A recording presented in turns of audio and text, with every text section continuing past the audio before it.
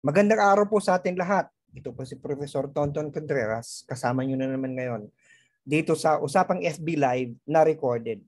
Alam nyo naman siguro na hindi po ako pwede ngayon mag-FB Live kasi ako po ay nabartolina ng Facebook. May nag-report po sa akin, kaya ako po ay ngayon ay hindi pwede yung makasama ng live. 90 days po, sa December pa po ako pwedeng mag-live. Kasi may nag-report sa akin, alam mo naman, no, panahon ngayon. So, pag-usapan natin ang mga kandidato ngayong eleksyon 2022. Ito po ay yung 7 ngayon ng mga pangalan. Okay? Isa-isahin po natin yan. Pero bago muna yan, marami sigurong nagtatanong sa akin pag-usapan na yung usapin tungkol sa mga sinasampok o isasampok kong kasong libel. Baka daw ako nagbibiro lang doon, hindi po, totoo po yun. Kasi nasukdulan na, naabot na po sa sagad yung aking pasensya doon sa mga naninira sa akin. Ako po naman ay welcome sa akin, ay criticize niyo ako, pero mag-usap tayo tungkol sa issue. Pero yung ako ay yung pagkatao ko, yung pamilya ko ang inyo nang sirain, ibang usapan na yun. Hindi na, wala na po yung kapatawaran, maliban lang kung humingi kayo ng pamanhin sa publiko. Marami na po na nagpapaabot ng kanilang pamanhin at in fact, maganda itong nangyayari kasi nagkakameron ako opportunity na ipaliwanag din sa kanila bakit ko nasasabi to. Bakit kayo galit sa akin? Pero ito naman ang sagot ko dyan. And naliliwanagan sila. Maganda yung nangyayaring exchange. Kasi ang ibig sabihin yan, meeting. Yun naman dapat ang nangyayari. Kasi I think all this hatred, it's just because people do not understand where I'm coming from. Akala nila galit lang ako kay Lenny. Akala nila petty lang yan. Akala nila issue na hindi ko maipaliwanag. Pero kapag may ipapaliwanag naman natin, nagkakaayusan man kami. So anyway, hindi yan ang pag-uusapan natin. Siguro sa ibang panahon, pagtutukan nila natin ng pansin itong mga kandidato. Kasi tinatanong ako sino ba daw ang manok ko sa kanila. Ngayon ko po inuulit-uli, wala po akong manok. Wala po akong minamanok sa kanila. In fact, ako walang i-endorso ngayong 2022 elections. Lahat yan pupunahin ko, lahat yan sisitahin ko. Maaaring ang iba, mas pinupuna ko kaysa sa iba. Kasi siguro, katulad yan, si Lenny, malimit kong punahin.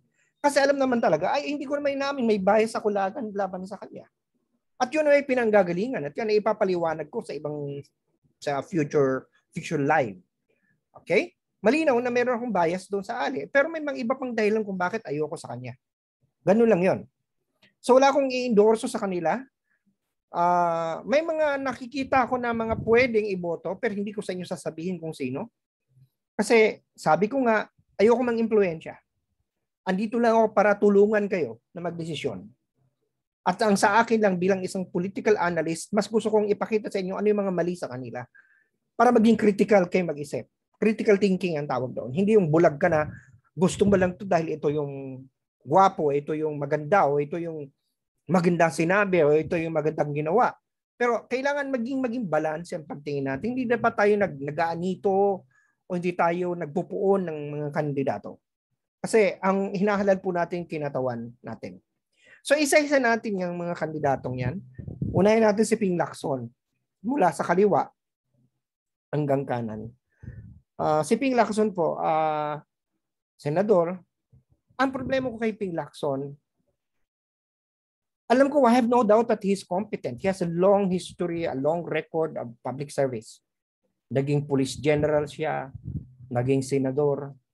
Okay?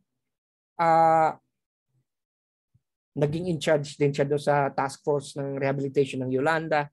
So, meron siyang mahabang record. Pero ang ayoko kasi kay Ping Lacson is that record. The record itself is very right-wing. Yung talagang napaka-militaristic. In fact, siya pa nga ang isa sa siyang nagsulong ng anti-terrorism law. So, yun ang hindi ko mas madala ng magaan. Kasi alam niyo naman ako kasi, maybe some of you like him because he is right-wing, but I don't like right-wing people. That's just me. Hindi ako komportable sa mga right-winger, sa mga conservative. Tapos ang vice president niya pa si Tito Soto na isa ding konserbatibo din. So I'm not a conservative. I'm a liberal with a little L, small L, hindi yung big L na liberal party. So yan ang problema ko kay Ping Lacson. I have no doubt that he is capable, but it's just that I'm not comfortable with his politics. Senator Bato, he hasn't shown anything good in Congress or as a senator. He has no record that can impress me. And his only record is as the head of PNP, which is also not impressive because he supervised the drug war, which I don't like. Okay? And besides, ang ayoko kay Senator Bato, yung parang halata mo naman talagang placeholder lang eh. Hindi naman seryoso eh. Di ba? Parang, ewan. Bongbong Marcos. Marami nagsasabi makabongbong ako. Loyalist ako ni Bongbong. Kasi totoo naman sinuportan ko siya nung siyang binoto ko nung 2016. Kasi ako pag bumuboto, hindi ko tinitingnan kung ano man, tingnan ko kapasidad. At sa kapasidad, siya yung malaki ang kapasidad nung time na yon. Naging gobernador, naging congressman, naging senador. Binalanse ko yon doon sa mga ayoko nangyari ng martial law.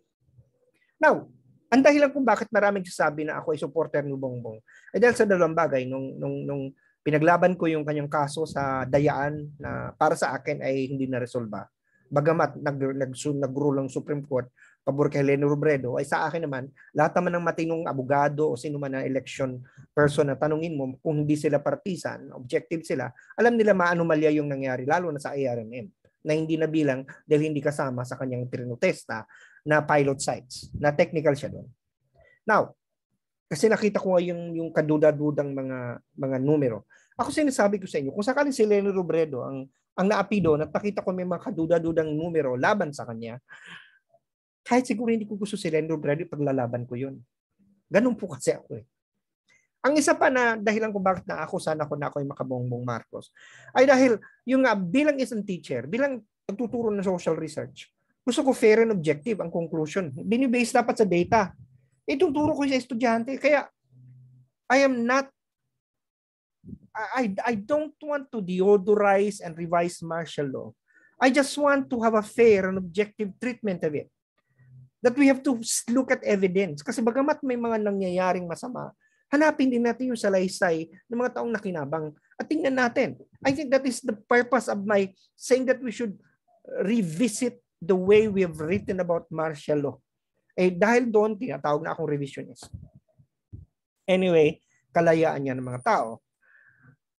This coming election, marami akong agam-agam kay Bongbong. Kasi una,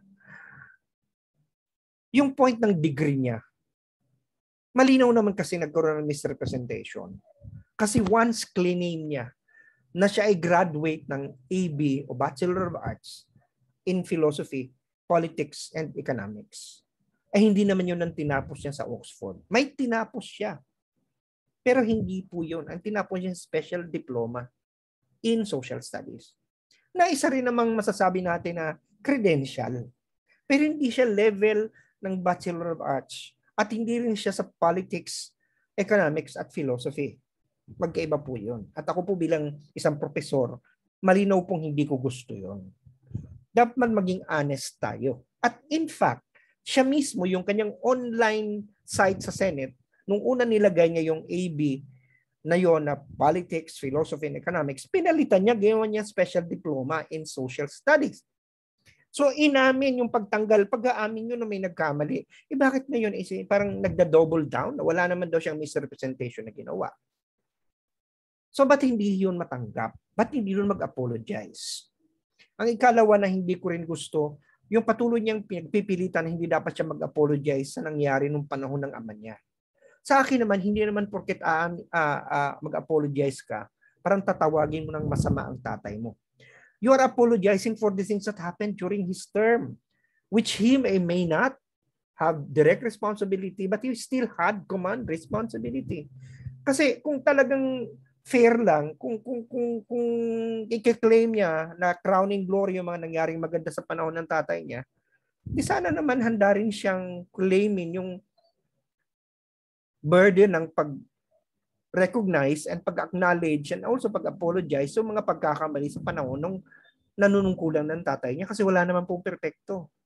Eh bakit Para doon hirap na hirap. At ang ikatlo, ito pong nangyari ngayon sa tax. Hindi po tax evasion ang naging kaso ni Bongbong Marcos. Kasi po nagbayad naman siya ng buwis kasi ito'y automatic ng kinaltals sa kanyang sweldo. Tayo po mga nagtatrabaho, di ba? Alam naman natin monthly may bawas na yan. Yung withholding tax. Ganun po nangyari kay Bongbong noong 1982 to 1985 kasi po siya ay gobernador. So, tinatanggal na yon. So, nakabayad na siya pero required din po kasi sa atin mag-file ng ITR. Yan po ay clerical na lang yan. In fact, sa ngayon, ewan ko kung noong 1982 ganyan, pero tanda ko sa UP, parang ganun din. Meron ibibigay sa iyo yung nakaando na yung pipirmahan mo na lang yun eh. Naka-print out na yan eh kasi yung accounting yung mag-print out ilan yung binayad sa iyo, ilan yung binawas. Sila nakakaalam yan eh. So pipirma mo lang at ifa-file mo na lang yan. Bakit nakalimutan? Maaring yung 1985 returns siya, hindi niya na-file kasi noong 1986 nasa Hawaii na sila. Na tumakbo na sila papuntang Hawaii. February, March, usually yan, April yan fina-file. February yata nasa Hawaii na sila. Pero anong paliwanag dun sa 82 at 83 at 84? Hindi ba? Bakit nakalimutan? Required yun ng batas. Yun po yung hindi ko ma-reconcile. So, yan ang dahilan kung bakit marami akong agam-agam kay Senator Marcos. Si Isko Moreno, actually maraming kasabi si Isko, yun daw ang iboboto ko. Ay, sino kayo nagsabi sa akin kung sino iboboto ko? Hindi pa po ako nakakadesisyon. Pero inaamin ko, si Isko, ito yung hirap ako na hanapan ng mali. Kasi, yun namang mga pagbati ko sa kanya na siya ay nagsalita ng yellow card, ba't ko babatikusin siya? Ginagamit ko rin yun, di ba? Di ba? Karapatan naman niya magsalita. Pero sa akin kasi dalawang fundamental bagay lang siguro kay Isko. Yung pagiging populist niya, yung parang minsan ni-reduce niya yung labanan sa mahirap at mayaman. Medyo di ako komportable dyan. Pero bagamat nate-temper niya na yan ngayon, pero para sa akin, isa yan sa parang red flag. May alarm bell yan sa akin. Kasi karamihan sa mga hindi kusong politiko, populist, yun yung malimit i-reduce lang na napaka-komplikadong usapin sa usapin ng labanan ng class o uri ng tao, mayaman, mahirap. Hindi ka akong komportable doon. And Isko has that tendency. And number two, he has he's claimed that he's middle class. Wala naman pong sinasabi hindi nagmula sa mahirap si Isko. Siya po ay nagsimula sa mahirap. Pero alam naman natin na sa ngayon hindi na siya mahirap. Hindi na siya middle class. Hindi po middle class ang may 70 million kang assets. Okay? Sa iyong SALN. Hindi po middle class yun. So yun lang, yung honesty doon. Ano naman ang masama na sabihin mo, apo ko po ngayon ay nakakaibuti na. Sinabi nga yung kung kaya niyang gawin na maging mayaman siya, bakit mo ikahiya yung naging ikaw? Di ba that is even success? So yun lang isa sa parang, ayoko mag-nitpick, pero yun ang mga nakikita kong diferensya. Si Manny Pacquiao, what can I say? He's an absentee senator. His narrative is very much like Isko. But unlike Isko na dumaan sa paging konsihal, di ba? Mahabang si Pacquiao, diretsong naging senador, di ba? Pero ano bang nagawa niya sa Senado? Di ba? Hindi ko gusto yung siya ay absent ng absent. Nandun ako, nag-training siya sa pagiging boxingero, but that is my problem. Of course, he has retired from boxing now. But that is my problem. You were elected as senator. Bakit araw-araw ba siya na nagti-training? Yung kanyang absenteeism and also his politics. Senator Lacson is right-wing, pero si Senator Pacquiao is very conservative. Hindi ko gusto ang kanyang stand, ultra-conservative pagdating sa social issue.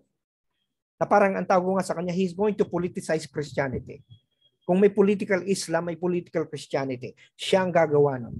Na parang, di ba, tinawag niya mga bakla, masahol pa sa hayop. Yung kanyang notion about the Bible being the basis of policy, hindi naman lahat ng tao Kristiyano. Yung secular nature ng ating bansa. Hindi ko gusto yun. Okay?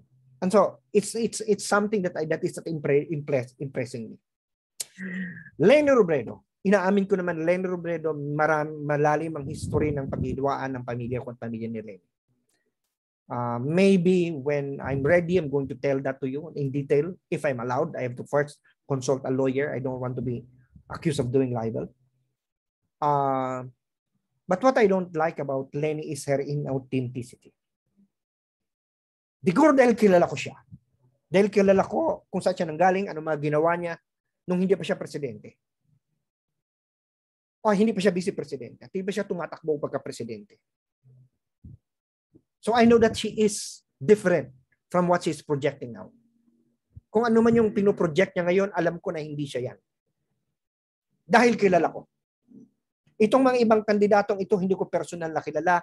Wala akong alam masyado sa kanilang mga buhay nung hindi pa sila nasa public service. Pero si Leni Robredo, kilala ko. Mula pa nung nanay pa lang siya, na siya ay isang ina, na yung kanyang anak ay pinaglalaban niya sa nung high school, inaalagaan niya hanggang sa ngayon. Alam ko kung anong nangyayari sa buhay niya, and that is why I can say, you may not believe me, that she is not authentic. Doon sa mga akala, kung ipaglaban si Lenny ay kilalang kilala nila, you better think twice. I'm telling you. Okay? It is easy to stage manage. Okay? Things. Madali naman yun. Magbalik ka lang, magbayad ka lang na mataas sa PR, di ba? Na magaling na PR, na magaling na photographer. But you know, I tell you, you don't have to believe me. And the other thing that I don't like about Lenny are her supporters. Her supporters are something. Okay? Yung mga tao na sumusuporta kay Lenny ay terrible. Marami akong kaibigan na sumusuporta kay Lenny, mabubuting tao at hindi sila kasama doon. Pero yung iba, matindi. Mas matindi pa sa diehard Duterte supporters. Mas matindi pa sa Marcos loyalists. Kasi unlike sa DDS at Marcos loyalists na hindi nag-claim ng self-righteousness, itong mga supporter ni Lenny na iba, grabe, they are so self-righteous, so morally upright, and yet they do things that are not consistent with what they're preaching. And they're so offensive. Finally, Yodi de Guzman. If I were to judge objectively, I should vote for Yodi. He is the only one that runs on a party that has a platform that is ideological. He's true. He's fighting for his class. My concern about Cal Yodi is that I'm afraid that he's going to be a single issue candidate. He has the ideology, but is it winnable? In a sense that he may win, but is he going to be able to translate it into something that is concrete? Paano mo ipaglalaban ang isang bagay na ang Kongreso maaring dominated ng mga ayaw sa paglalaban mo? Pero personally, wala akong problema kay Cal Yodi. Naiinis nga ako minsan pag pinipresent yung mga kandidato na wala mukha ni Cal Yodi. Ayan, pinatong ko na lang. Di ba? Kasi yung bang point na parang minsan nakakalimutan siya, nakakaligtaan siya. Yung GMA7 na lang, nagre-report kung anong ginawa ni Lenny, ginawa ni Mac Paclacson, ginawa ni Pacquiao, ni Isko, ni Bongbong, pati si Bato. Pero parang si Cal Yodi, walang hindi na-feature. Hindi naman maganda. Parang halatang-halata naman yung bias. So there. Ako po, wala po akong kinakampihan sa kanila. Siguro nasusunduan nyo kung sinong hindi ko iboboto. Alam nyo naman kung sino yun. Di ba? Pero hindi ko sinasabing huwag nyo siyang iboto. Nasa sa inyo yan. Pero sa ngayon, sinong iboboto ko, hindi ko pa alam. Pwedeng wala. Pwedeng meron.